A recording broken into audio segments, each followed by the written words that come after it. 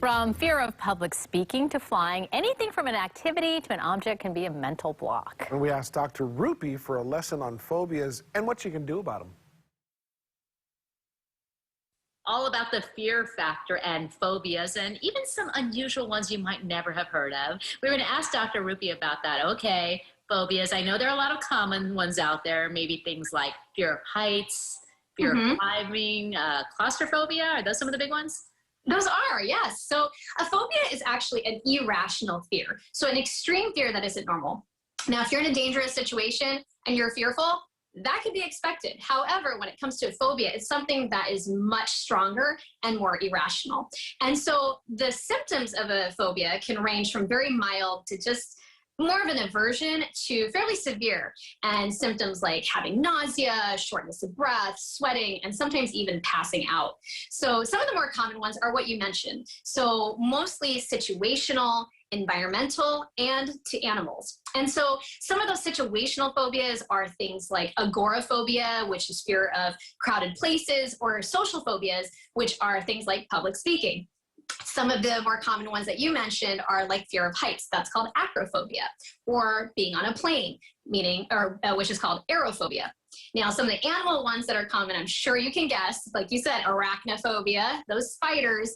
But some of the other animal ones are cynophobia, which is a fear of dogs, and even snakes is another common one. That's called ophidiophobia. And so some of these phobias can develop because of bad childhood experiences. Somebody may have been attacked or bit by a dog, or they had an extremely fearful event that has led to this phobia. And other times there is no real known cause, and you just might have a phobia. And it is really common. So at least 10% of the population has a significant phobia, but they are manageable. And so we can talk a little bit about that later. Yeah, we're talking about that, but I also want to address, we talked about some of the common ones. What are some of the just unique ones? Are you like, that's a thing that you've discovered? Yeah, so there's a ton of phobias, and it's normal. I definitely want to put that out there, that having a phobia is totally normal, and like I said, it's manageable. But there are some really interesting ones that tend to be rare, but they do exist, and folks do have these legitimate phobias.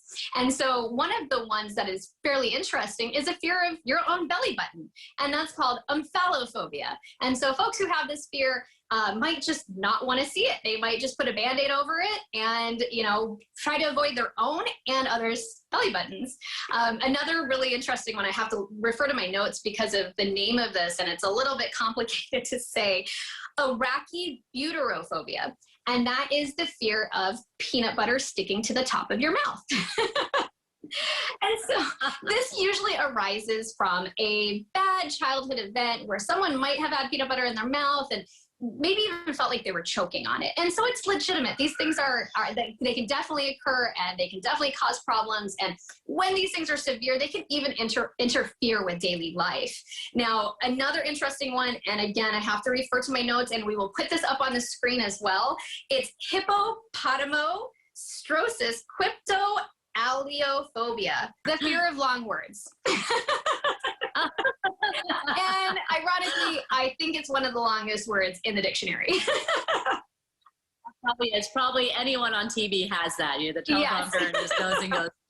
I didn't know I had that. Maybe I just discovered a phobia I have. All right. So the next question would be, how can you manage any type of phobia you might have? So when it comes to phobias, we talked about mild symptoms to severe symptoms. When it's something mild and you can just avoid the item altogether, that's great. That's the easiest way to manage, but oftentimes that's not possible. So some of the other options are exposure therapy or cognitive behavioral therapy with psychotherapy. And so I would always contact your behavioral health specialist, someone to review, how to manage these phobias with you. And they have really high success rates. Now, in the worst case scenario, folks might need medications to help, and that's usually when there's an interference with daily living. But again, these are things that are manageable. Speak to your behavioral health specialist if you do need help with a phobia. Dr. Rupy, thank you. And remind us again your best website and contact info. Sure. My website is drrupy.com. That's drrupie.com. And I'm on Instagram and Facebook, and that's dr.rupie. Okay, well, hopefully no one has a fear of doctors. If they do, Dr. Rupy will help you with that as well. So thank you. Thank you so much. Take care. We have a lot about fears in the show today. Well, you know my biggest fear. Heights. I know. Falling, drowning, cockroaches. Oh, yeah. Well, a lot of people have that. Mikey's is toads, right? There, because they said a lot of animals and situational. Which is strange because Mikey's got some of the most unusual animals. That's true if you haven't seen his fish. From video. fish, well, they died. Oh.